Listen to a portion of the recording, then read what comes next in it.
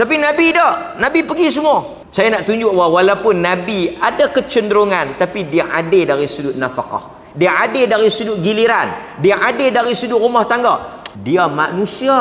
Tuan-tuan baca tak dalam hadis bagaimana Quran tegur ataupun Quran cerita tentang isteri Nabi yang menyebabkan Nabi rasa marah. Dan tuan-tuan, kalau kita baca, Nabi SAW ni sangat santun pada isteri-isteri dia. Dalam sebahagian riwayat kata, satu hari dia bertengkar dengan Aisyah. Tu tera dia saya, Aisyah pun kadang-kadang bertengkar. So saat lagi kita tak ni boleh mai pula dekat geng-geng ni. Tengok Nabi pun bertengkar. Apa dia Nabi apa berkelahi? Nabi pun bergaduh sampai lari pergi duduk masjid. Yang tu yang 4-4 lebay duduk pergi masjid tu, semua tu ikut Nabi je tu. Berkelahi nikah banyak, tinggal pergi duduk masjid. Betul. Tuan-tuan, pasal tu saya kata tuan-tuan kena mengaji bagi banyak. Baca bagi banyak supaya tak ditipu oleh orang-orang yang tak ketahuan pala ekor ni. Pernah tak Nabi pergi duduk di masjid sebab perselisihan? Tuan-tuan, saat lagi mai geng-geng tu duk bercerita kat tuan-tuan, tuan-tuan tak dengar. Nabi pun teruk lari pergi duduk masjid. Nabi apa? Nampak bahaya, perkataan ni bahaya. Nabi SAW dia tinggalkan isteri dia yang mana ada krisis ketika itu. Untuk apa? Untuk nak mengelakkan daripada berlakunya perkara yang lebih buruk dan lebih berat. Sebab itu kadang-kadang perlu seorang suami ketika mana suhu memanas, keadaan tegang, untuk dia keluar supaya dia tak menyesal di kemudian hari. Sebab itu kalau kita tengok pernah berlaku Aisyah bertengkar dengan Nabi, Aisyah angkat suara sehingga masa tu Abu Bakar As-Siddiq lalu. Aisyah angkat suara ni dalam bahasa kita dekah Nabi, angkat suara. Abu Bakar As-Siddiq bapak dia lalu, ya Ummu Rumman.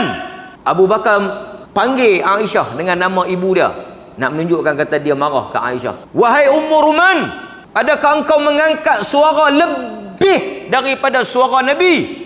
Pak mentua tak masuk pula, anak dia masuk pula Nabi. Apa Nabi buat? Nabi buat apa? Siapa pernah dengar?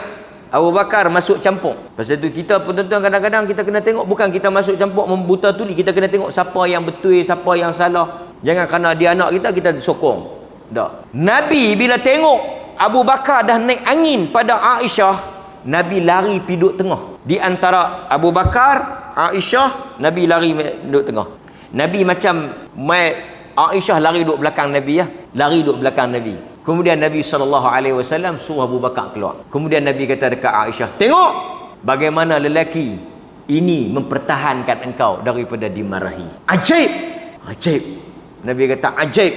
Aku defend. Nabi kata seorang lelaki yang dimarahi mempertahankan engkau daripada orang yang sedang marah kepada engkau. Abu Bakar pun dia keluar dalam keadaan dia marah, dia geram ke anak dia keluar pasal Nabi suruh keluar, takut sekali lagi dia ternaik angin kat Nabi. Demikian kehidupan Nabi. Dia manusia, dia hidup, dia tak pula bini dia marah, dia balik-balik bini dia naik angin, marah.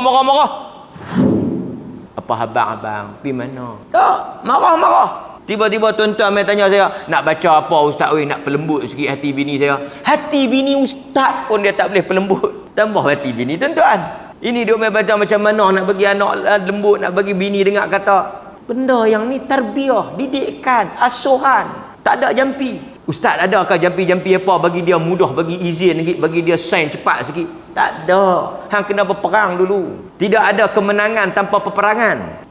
Dan bertempur ni antara dua ya. Bertempur ni antara dua. Satu menang, satu lagi terkorban. Tuan-tuan pilihlah nak duduk di pihak mana. Dia tak ada jalan perdamaian. Perdamaian ni datang selepas apa? Orang berdamai ni selepas apa? Selepas berperang. Jadi setiap tapi saya bukanlah nak suruh tuan-tuan perang, tapi demikianlah kehidupan ni. Bila tak boleh cara diplomasi, kita perlu kepada medan perang. Tuan-tuan faham tak? Cuma jangan lari dari medan perang. Ini berperang-perang lari pisau. Itu dia panggil lari ke medan perang. Ramai Zari dua ni marah saya. Saya bukan saya kata tengok pada keadaan lah. Tak bolehlah zalim pada wanita, tapi saya nak bagi tahu kadang-kadang tindakan suami itu betul. Soal dia buat zalim pada isteri dia apa semua tu salah lah. Saya nak cerita macam ni ya tuan-tuan. Tu imam mai semayang lohok 4 rakaat. Betul tak?